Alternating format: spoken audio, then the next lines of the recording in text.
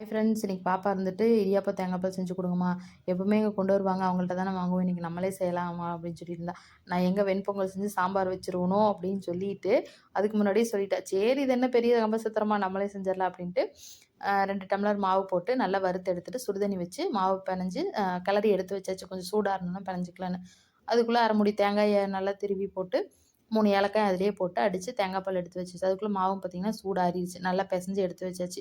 இனி வந்து நம்ம இடியாப்பம் புளியறதுல புளிஞ்சு வேக வச்சா இடியாப்பம் ரெடி. அதை புளிஞ்சுக்கிட்டு இருந்தேன். அம்மா என்ன சின்ன சின்னதாக புளியறீங்க, பெருசாக புளிய மாட்டீங்களான்னு. இல்லை பாப்பா, இட்லி தட்டில் இப்படி தான் புளிய முடியும் அப்படின்னு. என்ன ஷேப்பே வரல அப்படின்னா. நமக்கு ஷேப்பாக முக்கியம், டேஸ்ட்டு தானே முக்கியம் அப்படின்னு சொல்லிட்டு அவகிட்ட சொல்லி சமாளிச்சுட்டு அப்புறம் அதையும் வேக வச்சுட்டு பக்கத்தில் பார்த்திங்கன்னா பால் வச்சுருந்தேன். பால் காஞ்சோடனே தேங்காய் பால் ஊற்றி சக்கரை போட்டு எடுத்து வச்சிடலான்ட்டு பாலும் காஞ்சிருச்சு. அப்புறம் தேங்காய் பால் ஊற்றிட்டு அளவாக கொஞ்சமாக சக்கரை போட்டிருந்தேன். வேணுன்னா சக்கரை போட்டுக்கலாம் அப்படின்ட்டு போட்டு கலக்கி எடுத்து வச்சாச்சு. அவருக்கு பார்த்திங்கன்னா இந்த தேங்காய் பாலெல்லாம் போட்டு சாப்பிட மாட்டார். சரி, கொஞ்சம் தாளித்து வச்சுட்டோம்னா கூட சாப்பிட்டுக்குவாங்கன்ட்டு எண்ணெய் ஊற்றி கடுகு, கருவேப்பிலை, வெங்காயம் எல்லாம் போட்டு நல்லா வதக்கி ஒரு டேஸ்ட்டுக்காக அரை லெமன் மட்டும் புளிஞ்சு கொஞ்சம் புளிப்பாக இருக்கும், நல்லாயிருக்கும். புளிஞ்சு அதையும் போட்டு கிளறியாச்சு. கடைசியாக பார்த்திங்கன்னா கொத்தமல்லி தழை தூவி இறக்கியாச்சு. எனக்குமே இந்த மாதிரி தாளித்து சாப்பிட்டா தான் பிடிக்கும். அப்புறம் பாப்பாவுக்கு இது பிடிக்கிறதில்ல. அவளுக்கு தேங்காய் பால், சக்கரை போட்டு இனிப்பாக சாப்பிட்டா தான் பிடிக்குது. சரி, நம்ம குழந்தைங்களுக்கு பிடிச்ச மாதிரி செஞ்சு கொடுத்துருவோன்ட்டு அவளுக்கு அந்த மாதிரி செஞ்சு கொடுத்துட்டேன்.